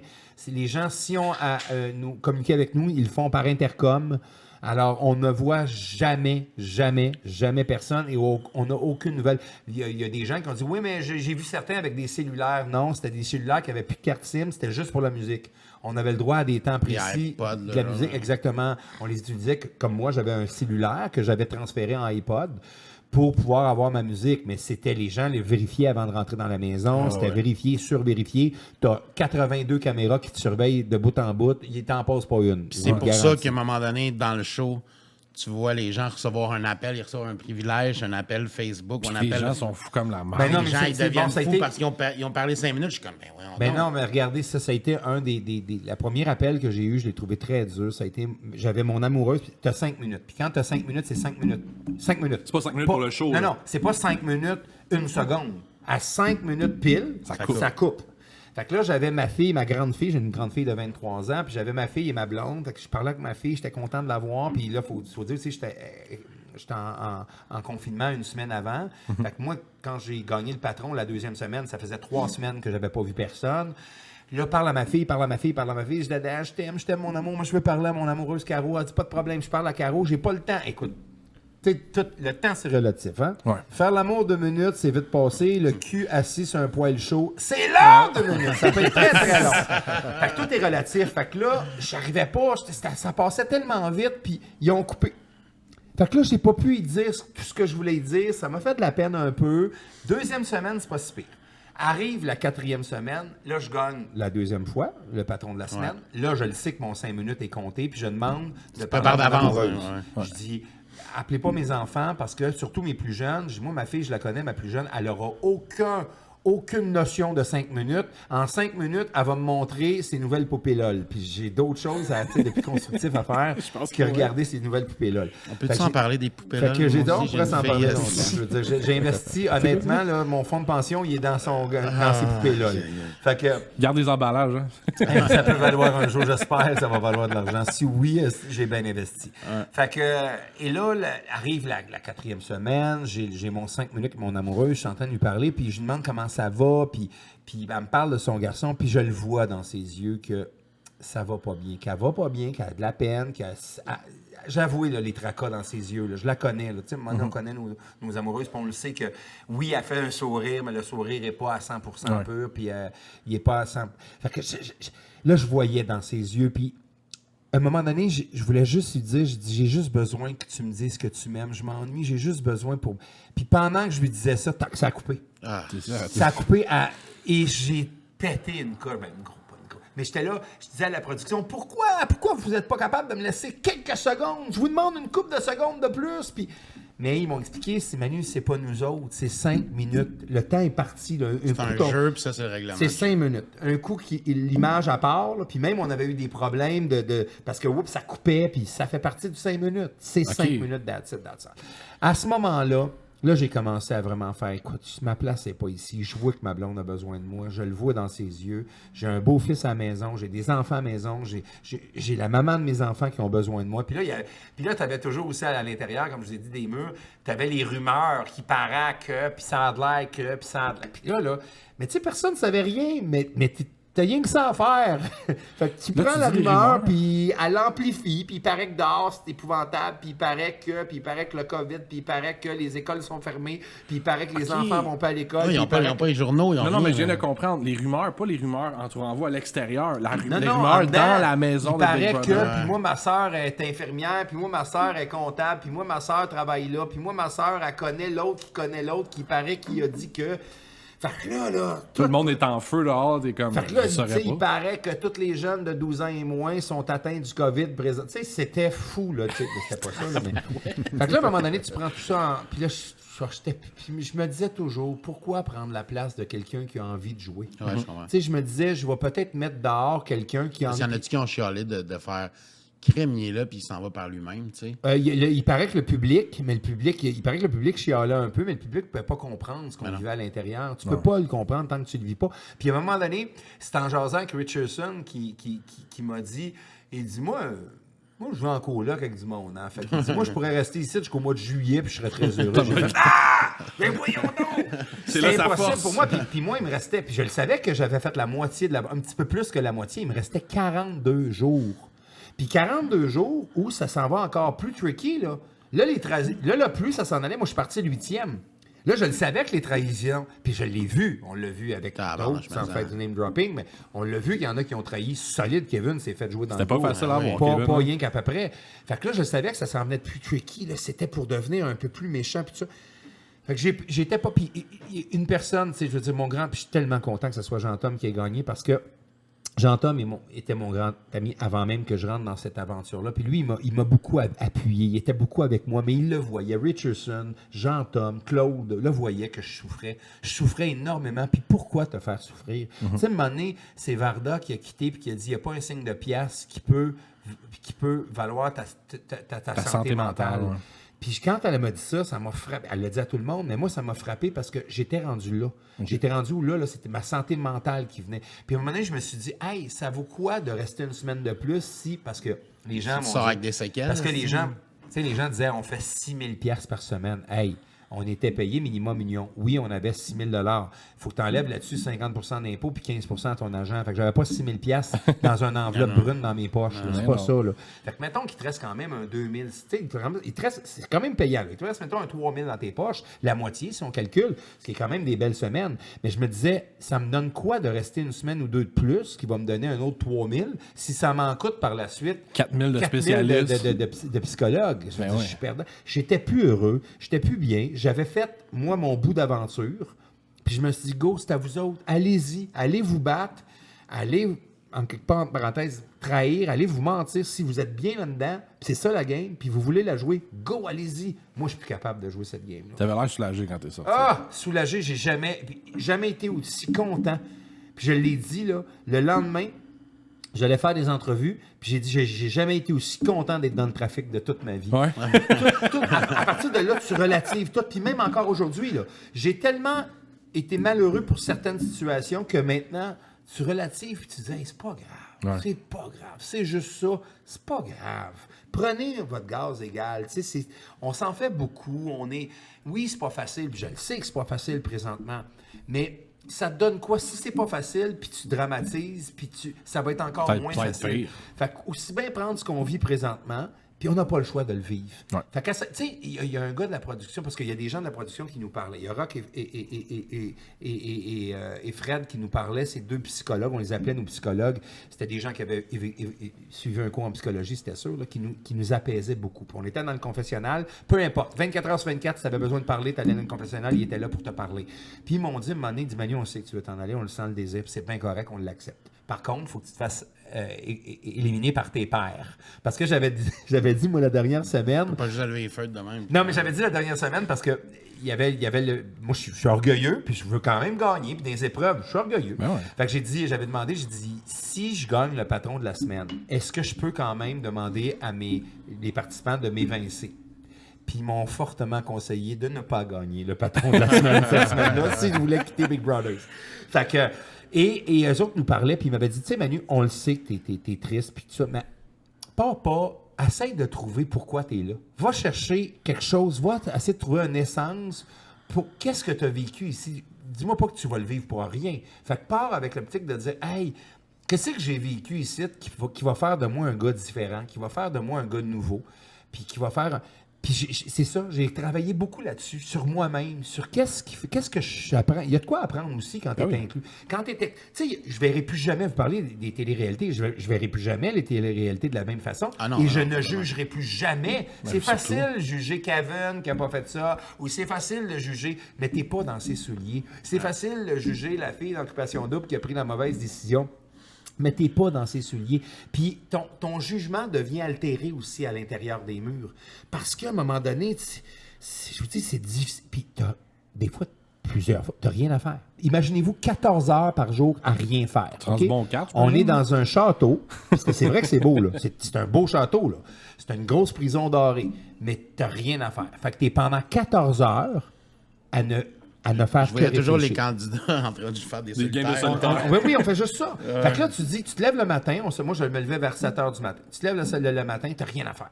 Là, tu te promènes, tu n'as rien à faire. Tu vas t'entraîner 1 heure. Parfait, tu t'entraînes 1 heure. Mais là, il est rendu 10h30 le matin. Là. Ta journée est loin d'être finie. Là, tu fais quoi? Là? Tu marches dans la maison. Tu vas aller prendre une marche dehors. Tu n'as pas le droit. Tu as juste la galerie. Puis la galerie, elle fait 10 pieds par 4 pieds. Fait que tu fais quoi? C'est là qu'il y en a, tu bullshit, tu parles contre l'autre, tu fais des tactiques, tu fais des ci, tu fais des ça. Fait que, écoute, je suis content de l'avoir fait. Je ne referai pas l'expérience parce que je l'ai déjà fait. Je vais laisser ça à quelqu'un d'autre. Mais pour les gens qui aiment ce jeu-là pur et dur, ils ont trippé, là. Tu sais, les François, les Jean-Tom, ils ont trouvé ça dur, mais ils ont trippé. Kim, qui a été une guerrière extraordinaire. Tu sais, Kevin, qui aurait pu se rendre très loin encore, je pense que Kevin avait toutes les habiletés. Tu sais, je veux dire, Kevin, là, il n'a pas juste des muscles, il est brillant, tabarouette, ce gars-là. Puis il nous l'a prouvé dans ce jeu-là, tu sais. Mais j'ai fait des belles découvertes. Ouais, ça, j'allais te demander. T'as-tu comme un... Bégin, tu sais, que je connaissais pas, Lisandre, tu sais, il y a beaucoup de gens qui restent surprises. Oui, mais elle t'a trahi. Mais oui, mais c'est un jeu. Ça, je le comprends, ce jeu-là. Lisandre, aujourd'hui, c'est l'amoureuse de Claude, ils sont tellement beaux. Tu sais, moi, j'ai passé je passais mon temps à les regarder en disant vous êtes tellement. Puis ça me faisait penser à ma blonde. Puis ça me faisait à la fois de la peine parce que ça me faisait penser à ma blonde, mais ça me faisait du bien de les regarder. L'amour existe encore et est là. Puis c'était beau de les voir. Puis même encore aujourd'hui, je veux dire. Je les appelle pas à tous les jours, mais quand on se voit, je suis content, on se texte, on s'appelle, c'est des gens que je vais garder un lien parce que c'est des bonnes personnes. C'est une expérience unique. Tu sais, je veux dire, il faut pas que tu le prennes personnel du tout. C'est comme ça. Tu sais, on a vu des affaires. C'est sûr que quand tu vois les shows, il y a des affaires qui m'ont affecté un peu plus. Ces deux-là, ils saillissent la face. Ben là, tu regardes comment ça se fait qu'ils me parlent, qu'ils ont parlé contre moi. Qu'est-ce que je leur ai fait? Mais après ça, c'est correct, c'est le jeu. Je suis pas un gars rancunier, moi. Pas en tout. Moi, je me rappelle quand j'ai regardé à l'hôtel les émissions, à un moment donné, un samedi soir, j'ai demandé de prendre une pause parce que là, j'ai dit, attends une minute, là, je voyais que les gens qui me trahissaient, puis moi, j'étais un gars honnête, j'étais un gars dans ma vie, moi, je suis honnête avec tout le monde, puis j'étais un gars qui est fidèle, puis je suis comme ça, mais c'est moi qui est comme ça. Fait que t'es pas obligé de pas tout le monde qui sont supposés d'être de même. Puis là, je le voyais, fait que ça me touchait un peu de voir que les gens étaient un petit peu, m'ont trahi un peu. Mais le lendemain matin, c'était go, on recommence, puis genre, je leur en veux pas. On m'a beaucoup posé des questions. Est-ce que t'en veux? Pas en tout. À personne. Parce que ce que tu disais, c'est que toi, t'es pas un gars comme ça. Moi puis Max, on a regardé ce que t'as fait. J'ai regardé ta carrière un peu, tes films. Tu as souvent joué le rôle du méchant, le rôle du motard, le gars du tough, le gars qui broye pas, le gars qui est dur. Tu arrives là-bas, tu ouvres la TV, moi je fais « Hey, ce gars-là, il va embrasser. » Je te connaissais pas, Manu. J'avais aucune idée non plus. Là. Et je vois le personnage arriver, j'ai « Hey, lui, il va embrasser de la merde. Ça va être écœurant comme show. » Moi, je suis excité en tant que téléspectateur. Après 2 shows, je fais, mais c'est donc ben un amour. Non, je pleurais tout le temps. Le gars, il pleure. Le pire, c'est que les gens. Faneuf a des sentiments. Quand je suis sorti, ce qu'ils m'ont dit, écoute, tu passes bien, les réseaux sociaux se passent. La production me dit, la seule chose, c'est que les gens trouvaient que t'étais pleurnichard. Ben oui, je suis fait comme ça. Moi, j'ai Puis en trouvé plus, que c'était à l'intérieur, beau. écoute, j'ai probablement plus pleuré en 7 semaines à Big Brothers que dans toute ma vie, là. Là, t'as juste ça à faire, broyer. Puis à la fin, tout me touchait. Si tu me parlais de mes enfants, ça me touchait. Je m'ennuyais tellement. Si tu me parlais de... tu sais, Richardson, à un moment donné, je me rappelle pas ce qu'il m'a dit. Non, je suis sur la terrasse, puis il vient me voir, puis il me dit ça va. Je dis oui, ça va. Il dit ça va? J'ai dit oui, ça va. Oh non, ça va pas bien du tout, toi. Puis il me regarde dans les yeux, puis je pars à pleurer. Mais pas pleurer, mais j'étais là, je m'ennuie, Rich, je m'ennuie de ma famille, je suis plus bien être ici. Puis, tu sais, c'est là que ça avait commencé. Puis Richardson, c'était un psychologue pour tout le monde. C'était un gars qui... Je pense que oui, hein? Moi, j'ai voté pour lui. j'entends. Puis j'ai adoré. J'avais déjà vu ses sketchs un peu. Les sketchs de la police, tout ça. Mais comme. Moi, ça a été comme une découverte pour bien du monde. Je savais qu'il était drôle. Nous, il nous a fait rire dans la maison. Mais j'avais pas vu les confessionnaux. Fait que quand je suis sorti, puis j'ai vu ces confessionnaux, je capotais comment il était drôle. Pas drôle un peu, là. C'était comme... C'est des sketchs à chaque... Fait que là, j'avais hâte de le voir. Fait que je comprends le public qui a gagné, il le méritait. Moi, j'étais sûr. Je pensais que c'était pour être Rita, parce que Rita, elle a donné tout un spectacle, elle travaillait fort. Ouais. Puis Rita, quand je lui ai dit, écoute, je suis presque sûr que tu vas gagner, elle dit, c'est d'après moi puis mes amis, c'est entre moi puis Richardson. J'ai fait, hey, j'avais pas pensé à Rich. Puis là, je me suis mis à faire, hey, c'est vrai que Rich, il a fait tout un show. Le monde qui le connaissait. Moi, Richardson, dès la 2e semaine, on a eu une belle conversation ensemble. Puis moi, il m'avait dit, Manu, si je peux faire 3 semaines, là, je vais être bien heureux. Hey, il en a fait 10. C'est rendu presque à la fin, là. Non, il en a fait 9 ou 10 Puis semaines. Smooth, là. Il y a comme il y a vraiment comme. Il était tout le temps champ gauche. Tout le temps. Il surfait ses vagues. Il était jamais dans rien. Puis tout le monde lui disait, t'es pas dans une alliance, tu vas te faire sacrer dehors. Moi, je sais que j'étais content de ne pas avoir à le mettre en éliminant. Parce que, tu sais, c'est sûr que tu es dans une alliance, à un moment donné, tu peux pas juste prendre des décisions par toi-même, même si t'es patron. Tu suis la gang, là. Faut que tu suives la gang, sinon la gang va t'éliminer. Mais je voulais pas. Il amenait trop quelque chose de le fun. C'était apaisant d'être avec lui. C'était le fun. Il faisait super bien à manger. Il faisait bien l'amour. C'était vraiment une belle... C'est lui qui était... C'est le meilleur amoureux de la maison. Ouais, c'est ça. On a compris que c'était Claude, mais là, c'est vrai que c'est Rich. Non, c'était vraiment une belle personne. J'ai fait une belle découverte parce que lui, je le connaissais pas du tout. Tu sais, il y a Kevin aussi. Kevin, je le connaissais pas du tout. Même quand j'ai vu Kevin, la première journée qu'on est arrivé, je regardais Kevin puis je me disais, c'est qui lui? Il joue dans quoi? Non, mais je me disais, c'est ça, son visage m'était familier. Fait que là, je me disais, attends une minute, dans quoi? On connaît pas tous les jeunes comédiens qui sortent des écoles. Fait que là, je me disais, dans quoi? Il joue-tu dans le chalet? Il joue-tu à Vrac? Tu sais, ça m'a pris quelques... Puis là, les gens m'avaient dit, ben non, il a fait Occupation Double. Puis là, j'ai fait la moustache. Ben oui. Ça, tu sais, tout le Québec m'avait entendu. Puis moi, ma nièce, ma fille, écoutait ça religieusement, Occupation Double. Fait que, D'ailleurs, comment t'as su... Excuse-moi de te couper, Yann. Vas-y. Comment t'as su avec qui tu serais dans l'aventure? Tu l'as-tu en arrivant là-bas? En arrivant, ils ont pas dit, si tu le fais, là, je t'avertis, tu vas être avec telle personne. Honnêtement, oui. Puis je pense que la production, ça leur dérangera pas parce qu'ils l'ont dit. Ils m'avaient donné 2 noms. Ils m'avaient donné Jean-Pascal et Jean-Thomas. Puis Jean-Thomas, c'est un grand ami. Puis Jean-Thomas m'a apaisé. C'est d'ailleurs pourquoi j'ai accepté. Quand j'ai su que Jean-Thomas était là, d'un, j'ai fait OK, Jean-Thomas est là. S'il y a de quoi, il est là. Puis c'est un gars tellement apaisant. Il est tellement gentil, Jean-Thomas. T'as le goût d'être son ami, à ce gars-là. C'était épouvantable comment c'est un bon gars. Fait que je savais qu'il était là, ça me sécurisait beaucoup qu'il soit là. Je savais qu'il connaissait la game. Fait que j'étais en présence d'un de mes amis que je pouvais faire confiance. Qui est une sommité. Qui était pour m'aider dans cette game-là. Puis Jean-Pascal, je connaissais super bien. Jean-Pascal, je connais super bien. Fait que j'ai fait Jean-Pascal aussi. OK, gars, je suis en terrain connu. Malheureusement, les situations ont fait que Jean-Pascal n'a pas pu le faire. Puis le reste, on s'est tous. Bon, il y avait des fuites qu'il y avait eu dans les médias. Puis on a su Geneviève et Lisandre qui ont été officialisés. Il l'avait dit, il avait dit Claude. Claude, je le savais aussi parce qu'il l'avait dit avant d'entrer. Claude, je le connaissais pas, puis c'est drôle parce que moi, je suis un grand ami d'Étienne Drapeau. Et Étienne faisait son album avec Claude, qui était le réalisateur de son album. Fait qu'Étienne, quand il l'a su que je faisais... Parce qu'il y a peu de gens à qui je l'ai dit. On n'avait pas le droit de le dire, mais j'ai pas eu le choix de le dire avec certaines personnes comme Étienne. Je suis super proche, puis je disais, tu sais, Étienne, s'il arrive de quoi, j'aimerais ça que tu restes proche de Caro. Si Caro t'appelle, tu sais, Étienne habite pas loin de chez moi et tout ça. Puis il y a eu Martin Deschamps. Martin Deschamps, on avait des projets, on avait des choses ensemble, puis Martin, il fallait qu'il le sache. Puis, tu sais, la productrice de Hockey QC, j'ai pas eu le choix. Je veux dire, fallait que je dise.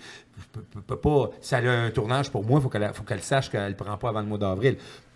Mais sinon, elle n'avait pas le droit d'en parler. Fait que, et là, bon, ces gens-là, c'est ça, quand je suis arrivé là-bas, ben, j'ai vu, tu sais, je connaissais Varda de nom, je la connaissais pas personnellement. Marie-Chantal, je connaissais Marie-Chantal. J'en avais déjà entendu parler, Marie-Chantal, mais je le savais pas.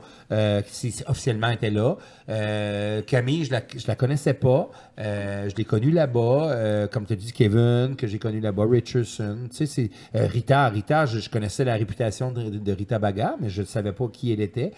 Ça m'a fait découvrir aussi un univers. C'est ça qui est le fun aussi. Ouais. Ce monde éclaté qui était là. À un moment donné, cet univers-là. ils ont déguisé deux. T'étais là? Non, c'était François Rich puis François Richardson. Lambert. Ouais. Rich et François qui ont été... Qui étaient les Tu sais, pimpés en François, drag je veux queen, dire, hein. François Lambert, François, moi, j'avais entendu que du négatif sur François, puis je peux vous dire que du positif à mon égard. François, ça a été une belle révélation. Je me suis tellement bien entendu. Et Il François... avait l'air d'un bon gars. Ben oui, puis j'ai gardé le lien. François, c'était en sortant, quand lui est sorti, là, lundi passé, je l'ai appelé, j'ai passé 1h30 avec lui au téléphone. Kim Clavel, c'est drôle parce que Kim, je la suivais sur Instagram. Moi, je suis un grand fan de boxe. Ouais. Je suis un grand fan de l'athlète qu'elle est.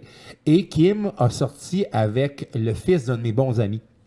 Fait que moi, j'avais entendu parler de Kim par cette famille-là, la famille Thibault, qui m'avait parlé comment elle est fine, puis qu'elle avait sorti avec Alex, tu sais, Puis je la connaissais pas, fait que j'ai fait écoute, quel meilleur moment de connaître une personne que de passer Que d'habiter avec. 24 heures sur 24, 7 jours sur 7 avec. Fait que Kim, je me suis beaucoup lié d'amitié avec Kim. Tu sais, je sors de là, moi, vraiment, j'ai que du bon monde, que... C'est un baume un peu pour les aspects moins plus difficiles que tu nous disais. Ben tantôt, oui, puis finalement. tu sais, il y a penses des que ça a gens été avec bon pour toi? lesquels Maxime, je connaissais Maxime aussi, Laurence, que je connaissais un peu, mais pas beaucoup. Mais tu sais, il y en a certains là-dedans, tu sais, on sera pas tous les meilleurs amis du monde, là, mais il y a quelque chose qui va nous rapprocher et qui Quelque chose est qui va impérissable. vous unir, C'est en tout ce cas. qu'on a vécu, juste nous autres qui le sait. Puis ça va nous rapprocher à la vie à la mort quand on va se revoir, peu importe. Tu sais, on s'est revus la fin de semaine passée pour la finale et le C'est-tu dernier fini, là? confessionnal. C'est-tu- C'est terminé. ils ont tout Il y a été, dimanche ouais. le dernier confessionnal, mais c'est déjà tourné. Puis, Mais c'est pas sorti encore, là. non, c'est Ok. dimanche sur les ondes de Nouveau à partir de 19h. C'est le dernier confessionnal. Ceux qui ont suivi Big Brother, je vous invite à l'écouter. Les gens règlent leur compte, mais tu sais, c'est d'une atmosphère quand même qui est pas... C'est bonheur, il n'y a un peu, personne ouais. qui réglait ses comptes à coups de fourchette puis de Non, couteau de cuisine. faut pas non plus. Il faut pas que tu sois dans la vie. Mais non, c'est un jeu. Puis il y a des gens qui étaient amers, il y a des gens qui ont voulu avoir certaines explications. Tu sais, c'est sûr que François a été bombardé de bien des candidats qui voulaient avoir des explications. Pourquoi tu as fait ça? Pourquoi tu as agi comme ça? Pourquoi tu as Je dit voulais ça? gagner, puis c'est un jeu. Ben, c'est ça, la Oui, même chose. Tu sais, c'est pour ça que ça a été... tu sais, il y en a qui ont joué plus la game que d'autres, mais il paraît que, tu sais, c'est pour les purs et durs de Big Brothers, nous autres, notre Big Brothers célébrité, c'était ça, fantabarouette, là. Ah ouais, parce ouais. qu'il paraît que c'est beaucoup plus tough que ouais. ça, là. Ben, les gens qui vont là ont pas nécessairement une image publique aussi. Tu sais, veux pas. T'arrives là-bas, t'es un inconnu, tu vas là pour gagner. Toi, tu t'arrives là-bas, tu te mets à jouer bas, puis à jouer rough. Tu sais, après ça, t'as une Ça peut carrière avoir qui une- continue. tu sais. C'est sûr que oui, c'est sûr qu'il y a cet aspect-là. Moi, je pensais, quand je suis rentré, je pensais que les Big Brothers, c'était tous des célébrités. Je pensais que c'était tous ça, le concept. Puis non, on m'a expliqué que c'est là qu'on m'a expliqué que, puis comment ça peut être dur, les vrais Il y en a des vrais, là. versions Love Story, là, tu sais, un Ouais. peu plus, là, où que ça bitch plus. Je vais t'amener sur un dernier point, parce que tu en as rapidement parlé tantôt. Tu as dit qu'il fallait que tu avertisses les personnes avec qui tu allais faire ça. Tu as parlé de la productrice de Hockey QC. Ouais. Moi, je savais pas que tu faisais ça. Je suis tombé là-dessus par hasard à la TV. Puis moi, je suis un immense fan de deck hockey. On a reçu d'ailleurs les propriétaires du deck hockey Montérégie la semaine dernière, qui étaient assis à ta place. OK. Nous parler de leur gros projet. Ils ont un centre intérieur qui s'en vient avec des tableaux indicateurs. Parce que les autres, c'est nouveau, je pense qu'ils viennent d'embarquer dans Ouais, le patente. ouais, mais c'est exact. pas- Mais là, ils ont pris ils nous expliquaient là, qu'ils avaient pris une petite surface l'année passée pour commencer. Puis là, ils sont en train de se faire bâtir un centre de 4 surfaces intérieures. Puis- Avec un Ouais. panneau. puis, Ah non, c'est fou. c'est Moi, fou. nous autres, ça fait notre 10e année, là, cette année, qu'on fait Hockey QC. Mais ça, comment c'est arrivé dans ta vie, ça, Ben, Hockey QC? c'est arrivé dans ma vie, c'est que... Tu jouais dessus à la base? Étais-tu dans le milieu de... J'étais je jouais au hockey sur glace. C'est que Fred Bourgoin, qui est le président de Hockey QC, la Ligue Hockey QC, de tous l'organisme Hockey QC, Fred Bourgoin est un bon ami à moi. Il était dans ma ligue de hockey, c'est un grand joueur, il a joué au junior majeur, c'est un méchant joueur de hockey. Et Fred a commencé à me parler, premièrement, je me rappellerai toujours de Fred qui était un professeur au secondaire qui me disait « Ah, moi je lâche ma job, je m'en vais me partir une surface de hockey deck. » Pardon? Tu lâches ta job de prof avec les avantages sociaux et qui tout viennent ça avec. pour t'en aller t'ouvrir une surface de hockey. Puis dans ce temps-là, c'était du hockey cosum. Fait que il Balatrou. m'explique, non, là, c'est rendu ça, puis c'est une surface. Puis là, il m'explique la surface en plastique, puis il m'explique toute la patente. Mais Fred, t'es-tu sérieux? Il y a une pièce à faire là? Oh oui, il y a une pièce à faire là. Et Il a là, vu juste. là, je voyais avec Fred l'engouement. L'engouement, lui, il a parti de la Ligue 4As à Laval en premier. Après ça, il est venu copropriétaire de la Ligue à Joliette, Hockey QC Joliette. Puis, écoute, c'est fou, là. C'est des 1500, 16, 1700 joueurs par été. Là, ils sont rendus à 3-4 surfaces par ligue. Puis là, il y a parti la Ligue 4A. Après ça, il y a parti le regroupement Hockey QC. Ouais. À partir du regroupement Hockey QC, son amoureuse, c'est Marie-Ève Bourque, qui est productrice et qui travaille en cinéma depuis plusieurs années. Marie-Ève est derrière bien des projets à TVA et un peu partout. Elle a eu l'idée, elle a pitché.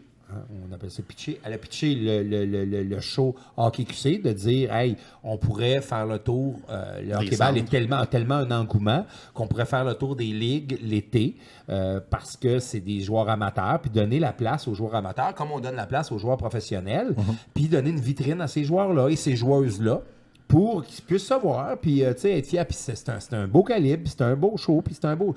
Fait qu'ils ont embarqué, RDS a embarqué, v'là 10 ans, une première année, avec ce premier show-là, qui était Hockey QC. Puis écoute, v'là 10 ans, là, c'était encore des balbutiements, là, ça marchait. 300-400, ça marchait, mais pas comme... Écoute, pas comme... Puis là, ça a été exponentiel, là. Moi, je l'ai vu, comment ça a pris de l'ampleur, parce que là, l'année suivante... À ta minute, là, on se promenait, là, on avait, mettons, des ligues, il y en avait, 3-4. Après ça, il y en avait 7-8. Après ça, il y en avait 15. Après ça, il y en avait 20. On est parti du championnat provincial avec certaines catégories. On avait peut-être, je te dirais, 5, 6, 7 catégories. Aujourd'hui, c'est sur 3 fins de semaine. C'est entre 1200 et 1500 joueurs et joueuses c'est par déjà, c'est dans week-end. l'Est, c'est à Charlevoix. Là, C'est à Charlevoix, à Petite-Rivière-Saint-François. On avait commencé au début en haut de la montagne. Malheureusement, victime de notre succès. Notre succès, mais de leur succès. Ah, je suis sûr qu'il y a de quoi à il y avait seulement 2 surfaces et on ne pouvait pas en mettre une troisième. Et il y en avait besoin d'absolument une troisième. Alors à ce moment-là, M. Maltais, qui est le maire, qui est le papa de Dominique Maltais, qui est la snowboarder, qui a gagné 5-6 clubs de fiscal. X Games. C'est malade comment. Quel athlète.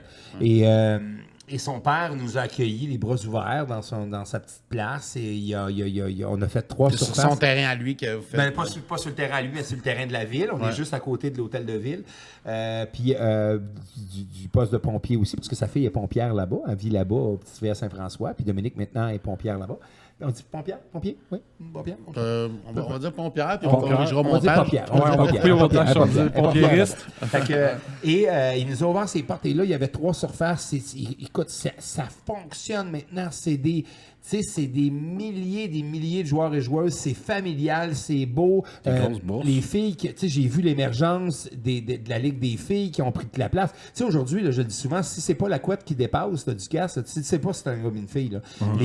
Les clubs mixtes qui ont parti, les gars, les filles mélangés ensemble, le junior qui a pris beaucoup d'ampleur. Le hockey, c'est notre sport national. Fait que l'été, ils sont dehors. Tu peux profiter de l'extérieur parce que les règlements sont les mêmes qu'au soccer ou au football. Hein. Pluie, pas pluie, beau temps, mauvais temps. La seule place où tu joues pas, c'est s'il y a des éclairs et des tonnerres. Éclairs et tonnerres, tu sors de la surface. Sinon, pluie battante, tu restes à la surface, tu joues. Fait que c'est beau de voir ça. Puis c'est beau de voir la visibilité qu'Hockey QC a donnée à ces gens-là. Puis à chaque année, c'est notre 10e année, mais je vois des témoignages de joueurs ou de joueuses qui viennent me voir en me disant « Moi, ma mère est malade » ou « Ma grand-mère est malade », puis elle n'a jamais pu se déplacer sur une surface. Puis grâce à votre émission, elle m'a vu jouer. Elle m'a vu. Les jeux, c'est impressionnant de voir des bons, là. Mais on l'a initié la semaine dernière au deck parce qu'il ne connaissait pas le deck. Donc moi, c'est le COSOM. Fait que déjà là, j'ai fait... c'est ça, on disait ça, le hockey COSOM. Non, c'est pas du tout. Comme après ça, les gens me demandent, OK, c'est quoi la différence entre le hockey-ball et le deck hockey? C'est des règlements qui sont différents. C'est pour ça que les gens, au fur et à mesure, s'en viennent plus vers la ligue de hockey-ball parce qu'ils veulent avoir les règlements du vrai hockey. La plupart des gens veulent avoir, le deck hockey, souvent, après tant de pénalités, ça donnait un point l'autre bord. Il y avait certains règlements. Puis je comprends ce qu'ils voulaient faire. Eux autres, ils veulent arriver avec un hockey plus amical, moins de violence, moins de contact et tout ça. Mais avec le temps, les gars et les filles veulent jouer le vrai hockey. Plus souvent qu'autrement, le hockey traditionnel. Vrai règlement. Et écoute, la catégorie des les H2, H1, c'est malade. C'est B. Nous autres, ça part à partir de B. Parce que le A, c'est l'international. Les autres disent le A, c'est vraiment quand on... Tu sais, il y a Team Haïti qui a gagné il y a 2 ans. In extremis, ils ne s'attendaient pas. Team Haïti a gagné le championnat du monde. Oui, ici. Team Haïti de Montréal a gagné le championnat du monde. Georges Larac, je pense, dans l'équipe. l'équipe? Ben, Georges n'était pas l'entraîneur. Il y avait Était-tu là ou l'entraîneur? Mais il y a Andy Mailly-Pressoir. Andy qui était Mailly-Pressoir là, qui était ça. dans le team. Il y avait pas... Ouais. Fait qu'écoute, ils ont gagné vraiment. Ils ont gagné en Europe aussi. Là, je pense qu'ils sont allés en Europe. Oui, les gars, on a du calibre extraordinaire. Puis c'est ça qu'on voulait faire. Donner cette visibilité-là à des joueurs amateurs. Parce qu'il ne faut pas oublier que les joueurs et les joueuses qui jouent au hockey-ball dans la Ligue Hockey QC, ce sont des gens... Ils payent, là. Ils payent pour jouer. Il y a des là. bourses, mais ils payent à la fin. Ils ont des bourses à la fin s'ils remportent. Parce que moi, on le voit, nous, l'engouement du championnat provincial, là, c'est fou. Quand les gens gagnent ça, de un, tu peux pas payer. Faut que tu le mérites. Fait que faut que tu le mérites, faut que tu aies battu les autres équipes, faut que ton équipe l'ait mérité. Et là, rendu là-bas, tu te bats pas juste contre les équipes de ta ligue, parce que c'est facile de savoir que, OK, Sébastien Gauthier, surveillé, c'est le meilleur. Là, tu arrives là-bas, puis tu t'arrives le vendredi, puis la finale, c'est tu te rends et le dimanche. Tu as 48 heures pour observer les équipes, les joueurs, savoir c'est qui le meilleur. Faut faire attention aussi parce qu'il y a des équipes qui essayent d'en passer un peu. Tu sais, qui essayent de dire lui, c'est Patrick Gosselin. Non, c'est pas Jonathan Patrick. Huberdeau. C'est ça. Ben, son frère, Jonathan joue à Saint-Jérôme. Jonathan, il joue dans la Ligue de Saint-Jérôme, puis son frère, c'est un méchant joueur de hockey aussi. Et puis, fait que c'est ça. Puis il est arrivé là, puis quand tu vois les équipes gagner, là, c'est leur Coupe Stanley. Et moi, ce que j'aime d'écouter dans Hockey QC, c'est dans l'émission, du moins, c'est de voir à quel point je me retrouve là-dedans parce que moi, je joue au deck hockey, je connais cette espèce de fraternité-là qu'il y a, puis quand t'écoutes Hockey QC, c'est juste du monde qui se prennent dans leurs bras, qui sont contents d'être là. Ah, c'est fou. Le côté familial, c'est ça qu'on Les a gens, c'est un peu comme tu dis en Big Brother, les gens, il faut vraiment que tu sois là pour le comprendre. Oui, complètement. C'est vrai, puis tu as raison, Oli, parce que c'est ce côté familial-là. Puis ce que je ris beaucoup, c'est qu'avec le temps, on a comment je cherche le mot, mais tu sais, j'ai vu beaucoup d'hommes qui sont sur le bord de la surface avec le bébé. Puis je leur dis, OK, t'es dans quelle équipe? Ah non, moi je joue pas. Moi, je suis venu voir ma blonde. Tu sais. Fait qu'il y a beaucoup de gars qui sont là, qui jouent pas pantoute, ils s'occupent des bébés, s'occupent de la famille, puis c'est leur blonde qui est à la surface en train de jouer, en train de... Fait que c'est ça qui est le fun. Ou de voir les couples qui disent, ah ben moi je joue avec ma blonde en mix, ou les gars qui disent, ils arrivent avec les grands-parents qui surveillent les enfants parce que ils jouent, lui il est dans le B ou dans le C avec sa gang, sa blonde est là avec sa gang, puis ils jouent aussi dans le mix ensemble. Fait que la plupart des gens, tu l'as dit, qui jouent au hockey-ball, c'est une piqûre. Rendu là, ils veulent jouer le plus longtemps, le plus souvent possible. Famille aussi. C'est une belle grande famille. Moi, j'aime ça. Je me promène. J'ai découvert un sport extraordinaire que je ne connaissais pas parce que je ne connaissais pas tous les rouages de ce sport-là. C'est sûr que maintenant, je connais beaucoup plus de ligues, beaucoup plus de joueurs, beaucoup plus de... Fait que c'est plus facile de faire mes entrevues. Au début, c'était très difficile, hein, parce qu'il n'y a rien de plus naturel qu'un joueur de hockey ou une joueuse de hockey, puis il n'y a rien de plus naturel, de moins naturel, tu le sais avec les entrevues que tu fais, Ali, c'est que les gens, je leur pose tout le temps, je ne veux pas les prendre par surprise. Fait que je leur dis tout le temps, écoute, on va parler de telle affaire, puis... On the record, ça va bien. Là, on jase, puis ça va bien. Là, le Kodak arrive. Dave, mon je pense que... Aussitôt que le Kodak arrive, là, ils se sentent jugés. Là, ils savent qu'ils vont passer à la TV. Là. Et là, là, il n'y a plus de naturel. Là, tu n'as plus de naturel pantoute. Là, les gens, ils s'auto-jugent. Ah non, ça n'a pas de bon sens ce que j'ai dit. Puis là, tu peux-tu couper ça? Tu peux-tu couper ça? Ah non, on peut-tu recommencer? On a travaillé fort dans les coins. Arrêtez de vous... C'est ça. Amusez-vous. On est là, on jase, on s'amuse. Parle-moi de ta passion. Ce que je te demande, c'est ça. Parle-moi de ta passion. Je te pose des questions simples. Là. Je te demanderai pas c'est qui a marché sur la Lune en 1960. Je vais te poser une question très simple. Puis de voir que les gens répondent, puis essayez-les. Je demande aux gens, parce que souvent, il y a des gens qui me disent, ouais, mais allez moi... jouer. Non, mais pour de vrai, il y a des gens qui me disent souvent, ouais, mais moi, j'ai jamais joué. J'aurais de l'air, m'aurais de l'air quoi? Pas. Il y a des niveaux à ton niveau, à toi. T'as pas besoin de patiner, fait que tu sais. Pantoute, t'as besoin d'une paire de running shoes, un bâton, un casque puis des gants. Puis ils vont te mettre, parce qu'il y a une évaluation des joueurs, il y a une parité aussi qui se fait. Ça aussi, c'est important parce qu'au début, ça, faut pas se le cacher, au début, les gars se boostaient des clubs. Puis là, c'était, on a planté l'équipe 12-0. Il n'y a aucun plaisir, autant d'un bar puis de l'autre, avoir une équipe gagnée 12-0. Pas de plaisir pantoute. Fait que moi, ce que je dis aux gens, c'est informez-vous dans votre région, oui, dans vos centres, parce que c'est clair qu'il y a un centre de deck hockey, un centre de hockey-ball pas loin de chez vous. C'est sûr. Donc, informez-vous, sortez jouer. Tu as parlé de passion il y a à peine une minute. Moi, je te dis que tu es un gars passionnant à écouter. Mais merci et passionné. Pour vrai, ça va être la fin du podcast. Yeah. Merci beaucoup d'être venu. Hey, c'était un plaisir, les gars. Merci. Puis, je peux te promettre une chose, je vais sûrement te réacheter dans une couple de semaines pour te réinviter parce que Je pense que tu en as plus que ça à nous dire encore, puis on veut en entendre plus de toi. Tu es un gars super intéressant. Moi, tu me dis salut, je fais une demi-heure. Moi, c'est Gilles Latulippe qui avait déjà dit je suis tellement habitué de voir un Kodak, j'aime tellement voir la lumière d'un Kodak que je me lève dans la nuit, j'ouvre le frigidaire puis je fais 15 minutes. Merci beaucoup, Emmanuel Auger. Yes. Félicitations pour tout ce que tu as fait. Merci beaucoup. C'est un wrap. Et on se revoit la semaine prochaine pour un autre Man Cave. Merci, Max. Merci, JP. Ciao. Ciao.